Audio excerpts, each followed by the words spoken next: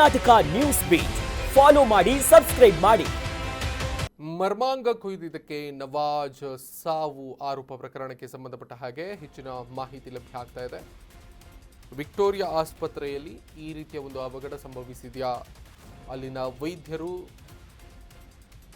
ಎಚ್ಚರ ತಪ್ಪಿ ಈ ರೀತಿಯಾಗಿ ಒಂದು ಅವಘಡಕ್ಕೆ ಕಾರಣರಾದ್ರ ಅನ್ನುವಂತಹ ಪ್ರಶ್ನೆ ಈಗ ಉದ್ಭವ ಆಗುತ್ತೆ. ಮರ್ಮಾಂಗ ಕೊಯ್ದು ಸ್ಟಿಚ್ ಹಾಕದೆ ಮನೆಗೆ ಕಳಿಸಿದ್ರ ಅನ್ನುವಂಥ ಪ್ರಶ್ನೆ ಉದ್ಭವ ಆಗ್ತಾ ಇದೆ. ವಿಕ್ಟೋರಿಯಾ ಆಸ್ಪತ್ರೆಯ ವೈದ್ಯರ ವಿರುದ್ಧ ಗಂಭೀರ ಆರೋಪ ಈಗ ಕೇಳಿಬಂದಿದೆ. ಮರ್ಮಾಂಗ ನೋವು ತಾಳದೆ ನರಳಿ ಪ್ರಾಣ ಬಿಟ್ಟಿದ್ದಾನೆ ನವಾಜ್. ಇಂಜೆಕ್ಷನ್ ಅಂತ ಆಸ್ಪತ್ರೆಗೆ ದಾಖಲಾಗಿದ್ದಂತಹ ನವಾಜ್ ಡೆಲಿವರಿ ಬಾಯ್ ಆಗಿ ಕೆಲಸ ಮಾಡ್ತಾ ಇದ್ರು. 45 ವರ್ಷ ಅವರಿಗೆ. ನವಾಜ್ ಮರ್ಮಾಂಗವನ್ನ ವೈದ್ಯರು ಕೊಯ್ದಿದ್ದಾರೆ ಅನ್ನುವಂಥ ಪ್ರಶ್ನೆ ಉದ್ಭವ ಆಗುತ್ತೆ. ವಿಕ್ಟೋರಿಯಾ ವೈದ್ಯರ ನಿರ್ಲಕ್ಷ್ಯಕ್ಕೆ ಈಗ ನವಾಜ್ ಬಲಿಯಾದ್ರ ಅನ್ನುವಂಥ ಪ್ರಶ್ನೆ ಕೂಡ ಸದ್ಯಕ್ಕೆ ಉದ್ಭವ ಆಗ್ತಾ ಇದೆ.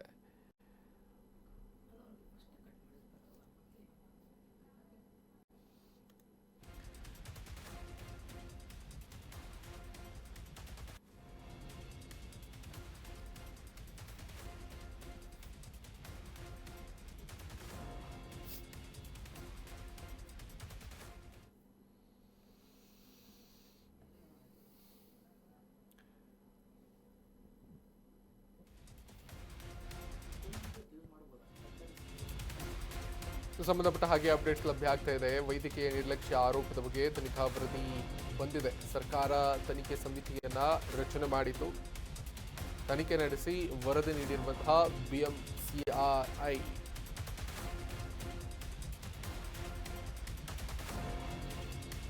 ಹೃದಯ ಸ್ತಂಭದಿಂದ ಮೃತಪಟ್ಟಿದ್ದಾರೆ ಅಂತ ವರದಿಯಾಗಿದೆ. ಬಟ್ ಇಲ್ಲಿ ಏನೋ ಒಂದು ಅವಘಡ ಸಂಭವಿಸಿದೆ ಅನ್ನುವಂತಹ ಮಾಹಿತಿ ಕೂಡ ಇದೆ. ಮೃತಪಟ್ಟಿದ್ದಾರೆ ಹೃದಯ ಸ್ತಂಭನದಿಂದ ಅಂತ ಹೇಳಲಾಗ್ತಾ ಇದೆ. ವರದಿ ಹೇಳ್ತಾ ಇರೋದು ರಕ್ತಸ್ರಾವ ಅಥವಾ ಹೈಪೋಲೆಮಿಯಾದಿಂದ ಸತ್ತಿಲ್ಲ. ವರದಿಯನ್ನು ಬಹಿರಂಗ ಮಾಡಿದಂತಹ ತನಿಖಾ ಸಮಿತಿ ವಿಕ್ಟೋರಿಯಾ ಆಸ್ಪತ್ರೆಯಲ್ಲಿ ನೀಡಲಾಗಿರುವಂತಹ ಚಿಕಿತ್ಸೆಯ ಹಿಂದೆ, ಈಗ ಈ ವ್ಯಕ್ತಿ ಸಾವನ್ನಪ್ಪಿರುವುದರ ಹಿಂದೆ ಒಂದಿಷ್ಟು ಪ್ರಶ್ನೆಗಳು ಉದ್ಭವ ಆಗ್ತಾ ಇರೋದು. ವಿಕ್ಟೋರಿಯಾ ಆಸ್ಪತ್ರೆಯ ವೈದ್ಯರು ನಿರ್ಲಕ್ಷ್ಯವನ್ನು ವಹಿಸಿ ಸ್ಟಿಚ್ ಹಾಕದೆ ಕಳಿಸಿದ್ರ ಏನು ಎತ್ತ ಅನ್ನುವುದರ ಬಗ್ಗೆ ಕೂಡ ಪ್ರಶ್ನೆ ಉದ್ಭವ ಆಗ್ತಾ ಇದೆ. ಕುಟುಂಬಸ್ಥರಿಂದ ಆಕ್ರೋಶ ಈಗ ವ್ಯಕ್ತ ಆಗ್ತಾ ಇದೆ. ಫೆಬ್ರವರಿ 19ರಿಂದ ಮಾರ್ಚ್ 3ರವರೆಗೆ ರೋಗಿಗೆ ಚಿಕಿತ್ಸೆಯನ್ನು ನೀಡಲಾಗಿತ್ತು. ರೋಗಿ ಫೋರ್ನಿಯಸ್ ಗ್ಯಾಂಗ್ರೀನ್ನಿಂದ ಬಳಲ್ತಾ ಇದ್ರು. ಅನಿಯಂತ್ರಿತ ಮಧುಮೇಹದಿಂದಲೂ ಕೂಡ ಬಳಲ್ತಾ ಇದ್ರು.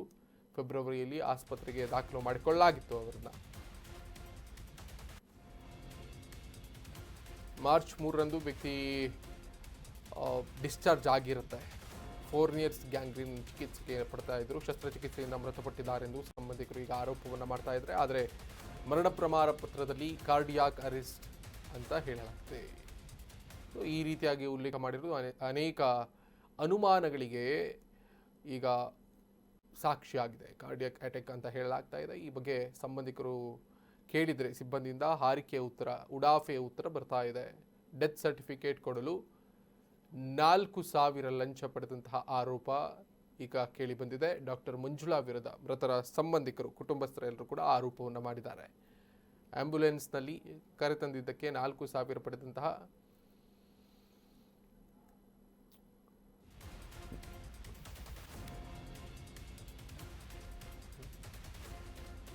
ಈ ಘಟನೆಗೆ ಸಂಬಂಧಪಟ್ಟ ಹಾಗೆ ಕುಟುಂಬದ ಸದಸ್ಯರು ವೈದ್ಯರ ಜೊತೆಗೆ ಮಾತನಾಡಿದ್ದಾರೆ. ವಿಕ್ಟೋರಿಯಾ ಆಸ್ಪತ್ರೆಯ ವೈದ್ಯರ ಜೊತೆಗೆ ಅದರ ಆಡಿಯೋ ಇದೆ. ಅದು ಏನು ಮಾತನಾಡಿದ್ದಾರೆ, ಅವರ ಉತ್ತರ ಏನಿತ್ತು ಎಲ್ಲವನ್ನು ಕೂಡ ಕೇಳ್ಕೊಂಡು ಬರೋಣ. ಅವರು ಇದು ಊರಿಂದ ಕೇಳ್ತಾ ಇದ್ರು ಮೇಡಮ್, ಏನಂತ ಹಿಂಗೆ ಇದಾಗಿದಂತ. ಅದಕ್ಕೆ ಅದು ಏನೇ ಇದಾದ್ರೂ ಡೆತ್ ಆಗೋದು ಕಾರ್ಡಿಯಾಕ್ ಅರೆಸ್ಟ್ ಇಂದಾನೆ. ಇಲ್ಲ ಮೇಡಮ್, ಆದ್ರೆ ಅವ್ರಿಗೆ ಏನೇ ಕಾಯಿಲೆ ಇದ್ರೂನು ಡೆತ್ ಆಗೋದು ಕಾರ್ಡಿಯಾಕ್ ಅರೆಸ್ಟ್ ಆದ್ಮೇಲೆ ಡೆತ್ ಆಗೋದು. ಸರಿ ಅವ್ರು ಬಂದು ಸರ್ಜರಿ ಆಗಿತ್ತು. ಡೀಟೇಲ್ಸ್ ಎಲ್ಲ ಅದ್ರಲ್ಲಿ ಬರೆಯಲ್ಲ ಇವ್ರು ಯಾರನ್ನು. ಅದು ಇದಿದೆ ನೋಡಿ, ರಿಪೋರ್ಟ್ ಕಾರ್ಡ್ ನಿಮ್ಗೆ ಕೊಟ್ಟಿದೀವಲ್ಲ, ಅದ್ರಲ್ಲಿ ಡೆತ್ ಡೀಟೇಲ್ಸ್ ಏನು ಬರೆಯಲ್ಲ ನಿಮ್ಗೆ. ಅದು ನಿಮ್ ಡೆತ್ ಸರ್ಟಿಫಿಕೇಟ್ ಬಂದ್ರು ಅದ್ರ ಮೇಲೆ ಬರಲ್ಲ ಇದೆಲ್ಲ ಡೀಟೇಲ್ಸ್. ನಿಮ್ಗೆ ಏನಾಗಿ ಡೆತ್ ಸರ್ಟಿಫಿಕೇಟ್ ಮೇಲೆ ಬರಲ್ಲ ಮೇಡಮ್, ಗೊತ್ತಾಯ್ತು. ಬಟ್ ಇದು ಕಾರ್ಡಿಯಾಕ್ ಅರೆಸ್ಟ್ ಅಂತ ಹಾಕಿದಿರಲ್ಲ, ಅದು ಅವ್ರಿಗೆ ಬಂದಿ ಪ್ರಾಬ್ಲಮ್ ನೀವು ಹೋಗಿ ಕೊಟ್ಟು ಮಾಡಿಸಿ. ನಾವು ಎಷ್ಟು 1,000 ಮೇಲೆ ಮಾಡಿದೀವಿ ನಾವು ಡೆತ್ ಸರ್ಟಿಫಿಕೇಟ್ಗಳು. ಅಂದ್ರೆ ಹೆಂಗೆ ಡೆತ್ ಆದ್ರು ಅಂತ ಕೇಳ್ದೇನೆ ಹಂಗೆ ಮಾಡ್ಬಿಡ್ತೀರಾ ಮೇಡಮ್? ಏನೂ ಪ್ರಾಬ್ಲಮ್ ಆಗಲ್ಲ, ನೀವು ತಗೊಂಡು ಹೋಗ್ಕೊಡಿ.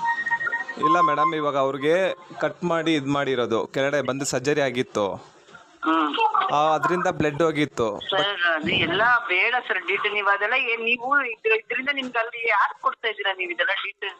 ಇಲ್ಲ, ಅಲ್ಲಿ ಊರಲ್ಲಿ ಕೇಳ್ತಾ ಇದಾರೆ. ಟೆಸ್ಟ್ ಸರ್ಟಿಫಿಕೇಟ್, ನಿಮ್ ಆಸ್ತಿ ಪಾಸ್ತಿ, ನಿಮ್ ಅವ್ರ ಆಫೀಸ್ ವರ್ಕ್ ಅಷ್ಟೇ. ಊರಲ್ಲಿ ಕೇಳಿದ್ರು ಅಷ್ಟೇ, ನೀವು ಅದನ್ನೇ ಕೊಡಿ, ಅದನ್ನೇ ಬರೀಲಿ. ನೀವ್ ಡೀಟೇಲ್ಸ್ ಎಲ್ಲ ಹೇಳಕ್ ಹೋಗ್ಬೇಡಿ. ನಿಮ್ಗೆ ಟೆಸ್ಟ್ ಸರ್ಟಿಫಿಕೇಟ್ ಬೇಕು ತಾನೆ? ಓಕೆ, ಅಷ್ಟೇ ಬಿಡಿ. ಬೇರೆ ಇವಾಗ ನಮ್ಮಲ್ಲಿ ಬರ್ತಾರೆ ಏನೇನೋ ಆಗಿ ಸತ್ತಿರ್ತಾರೆ, HIV ಪಾಸಿಟಿವ್ ಆಗಿ ಸತ್ತಿರ್ತಾರೆ. ನಾವು HIV ಪಾಸಿಟಿವ್ ಅಂತ ಬರೆಯಲ್ಲ, ಕಾರ್ಡಿಯಾಕ್ ಅರೆಸ್ಟ್ ಅಂತಾನೆ ಬರೆಯೋದು. ಓಕೆ ಓಕೆ, ಅರ್ಥ ಆಯ್ತಾ?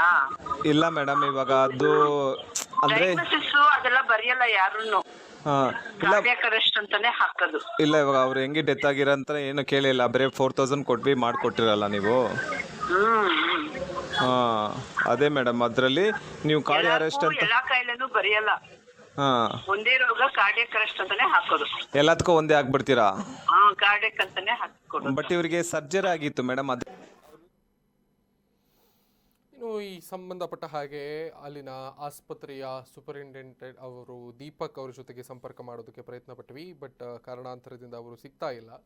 ನೋಡೋಣ, ಅವ್ರನ್ನ ಮತ್ತೆ ಸಂಪರ್ಕಿಸುವಂಥ ಪ್ರಯತ್ನ ಮಾಡ್ತೀವಿ, ಅಥವಾ ಈ ಸುದ್ದಿಗೆ ಸಂಬಂಧಪಟ್ಟ ಹಾಗೆ ಮುಂದಿನ ಸುದ್ದಿಗಳಲ್ಲಿ ಅಥವಾ ಬುಲೆಟಿನ್ಗಳಲ್ಲಿ ಅವರನ್ನು ಸಂಪರ್ಕ ಮಾಡಿ ಅದಕ್ಕೆ ಸ್ಪಷ್ಟನೆಯನ್ನು ಪಡೆಯುವಂಥ ಪ್ರಯತ್ನವನ್ನು ಕರ್ನಾಟಕ ನ್ಯೂಸ್ ಬೀಟ್ ಮಾಡುತ್ತೆ. ಪಕ್ಕದ ಮನೆಯವರು ಮಾರ್ಚ್ 15ನೇ ತಾರೀಕು ನಮ್ಮ ಹಸ್ಬೆಂಡ್ ತೀರೋದ್ರಲ್ವಾ ಸರ್, 11:30 ಹಂಗೆ. ಆಗ ನಾವು ಇಲ್ಲಿ ಪಕ್ಕದ ಮನೆಯವ್ರಿಗೆಲ್ಲ ಸಹಾಯಕ್ಕೆ ಕರೀದ್ವಿ. ಆಗ ಏನೈತೆ ಅಂತ ಇವ್ರಿಗೇನೆ ಕೇಳಿ ಸರ್. ಅವರು ಡಾಕ್ಟ್ರು ಈ ತರ ಹಾರ್ಟ್ ಅರೆಸ್ಟ್ ಇಂದ ಆಗಿರೋದಂತ ಹೇಳ್ತಾ ಇದಾರಲ್ವಾ. ಇಲ್ಲಿ ಅಕ್ಕಪಕ್ಕ 3-4 ಮನೆ ಇದೆ, ನಮ್ದು ಇಲ್ಲಿ ಲಾಸ್ಟ್ ಮನೆ 4ನೇ ಮನೆ. ಇಲ್ಲಿ ನಮ್ಮ ಮನೆ ಇರೋ 4 ಮನೆಗೂ ಕೇಳಿ ನೋಡಿ ಸರ್. ಇಲ್ಲಿ ಯಾವಾಗ್ಲೇ ಮಾತಾಡಿದ್ದು 3ನೇ ಮನೆಯವರು, ಇವಾಗ 2ನೇ ಮನೆಯವರು, ನಮ್ಮ ಮನೆ ಪಕ್ಕದಲ್ಲೇ ಇರೋರು. ಅವ್ರದ್ದು ನೈಟ್ ಇವರೆಲ್ಲ ಬಂದು ನಮ್ಗೆ ನೋಡಿದ್ರು. ಬ್ಲಡ್ ಹೋಗಿ ಹೆಂಗೆ ತೀರ್ಕೊಂಡ್ರಂತ ಇವ್ರಿಗೇನೆ ಕೇಳಿ ಸರ್. ಹೌದು, ನಾವು ಇದ್ವಿ. ನಮ್ಮ ಆ ಟೈಮ್ಗೆ ಅವ್ರೇನೋ ಹಾಸ್ಪಿಟ್ಲಿಂದ ಕರ್ಕೊಂಡ್ ಬರ್ತಾ ಇದ್ರು. ಪಾಪ ನಾವು ದಿನ ಎಲ್ಲ ನೋಡ್ತಾ ಇದ್ವಿ. ಅವ್ರು ಬಂದು ಒಂದು 3-4 ತಿಂಗಳಾಗಿದೆ ಬಂದು ಇಲ್ಲಿದ್ರು. ನಾವು ಡೈಲಿ ಚೆನ್ನಾಗೇ ಇದ್ರು. ಅವರು ನಮ್ಮ ಮುಂದೆನೆ ಹೋಗ್ತಾ ಇದ್ರು, ಕೆಲಸಕ್ಕೆಲ್ಲ ಹೋಗ್ತಾ ಇದ್ರು, ಬರ್ತಾ ಇದ್ರು. ಚಿಕ್ಕ ಮಕ್ಳಿದ್ದಾರೆ, 4 ಮಕ್ಳಿದ್ದಾರೆ, ನಾವು ಡೈಲಿ ನೋಡ್ತಾ ಇದ್ವಿ. ಬಟ್ ಅವತ್ತೇನಾಯ್ತು ಅಂದ್ರೆ ಅವರು ಕರೆದ್ರು ನಮ್ಮನ್ನ. ನಾವು ಹೋಗಿ ನೋಡಿದ್ರೆ ಫುಲ್ ಬ್ಲೀಡಿಂಗ್ ಆಗ್ತಾ ಇತ್ತು. ಬಟ್ ಏನಂತ ಗೊತ್ತಿಲ್ಲ. ಬಟ್ ಹಾಸ್ಪಿಟ್ಲಿಂದ ಬಂದಾಗಿಂದಾನೆ ಅವ್ರಿಗೆ ಬ್ಲೀಡಿಂಗ್ ಆಗಿ ಅವ್ರ ಪ್ರಾಣ ಹೋಗಿರೋದು. ನಮಸ್ತೆ ಸರ್, ಇವ್ರು ನಮ್ಮ ಮನೆಯಿಂದ ಪಕ್ಕದ ಮನೆಯವರು. ಇವರು ಮಾರ್ಚ್ 15ನೇ ತಾರೀಕು ನಮ್ಮ ಹಸ್ಬೆಂಡ್ ತೀರೋದ್ರಲ್ವಾ sir, 11:30. Karnataka news beat follow ಮಾಡಿ, ಸಬ್ಸ್ಕ್ರೈಬ್ ಮಾಡಿ.